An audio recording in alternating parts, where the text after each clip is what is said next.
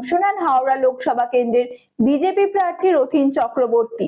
শোভাযাত্রায় তলোয়ার হাতে যোগ দিতে দেখা যায় বিজেপি নেতা উমেশ রায় সহ একাধিক বিজেপি নেত্রী ও কর্মী সমর্থকদের। বিরোধীদের দাবি, অশান্তি সৃষ্টি করতে চাইছে বিজেপি। আজ রামনবমী উপলক্ষে মধ্য হাওড়া থেকে ঐতিহাসিক রামরাজাতলার রাম মন্দির পর্যন্ত এক বিরাট শোভাযাত্রার আয়োজন করা হয়। রাম ভক্তদের তরফ থেকে এই শোভাযাত্রায় সামিল হন বিজেপি রাজ্য নেতৃত্ব উমেশ রায়। তিনি হাতে তলোয়ার নিয়ে যোগ দেন শোভাযাত্রায়। বিভিন্ন ধরনের রামের ট্যাবলো দিয়ে পরিপূর্ণ হয় এই যাত্রা। এই মিছিলে বিজেপির হাওড়া লোকসভা কেন্দ্রের প্রার্থী রথীন চক্রবর্তীও সামিল হন। রাজ্য বিজেপি নেতৃত্বদের হাতে তলোয়ার দেখা যায় এদিন। বাচ্চাকে সঠিকভাবে বড় করতে, যদি বাচ্চাকে ভালো করে বুঝতে পারি, জানতে পারি, চিনতে পারি, তাহলে কিন্তু আমাদেরকে মানুষ করতে অনেক সহজ হবে। আমরা একটা উপায় আমাদের কাছে আছে, DMIT, demographics multiple intelligence test.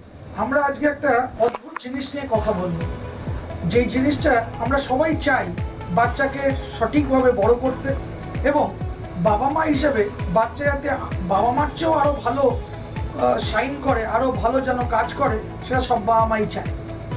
এর জন্য আমরা যদি বাচ্চাকে ভালো করে বুঝতে পারি, জানতে পারি, চিনতে পারি, তাহলে কিন্তু আমাদেরকে মানুষ করতে অনেক সহজ হবে।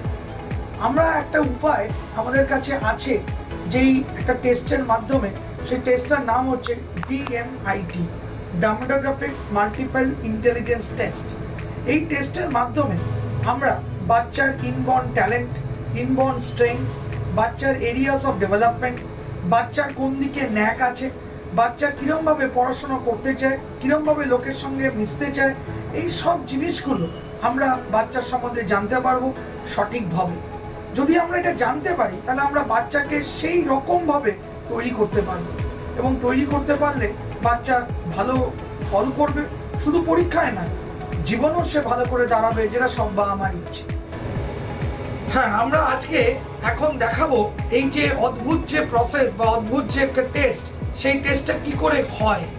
যে টেস্টটার নাম DMIT, demographics multiple intelligence test.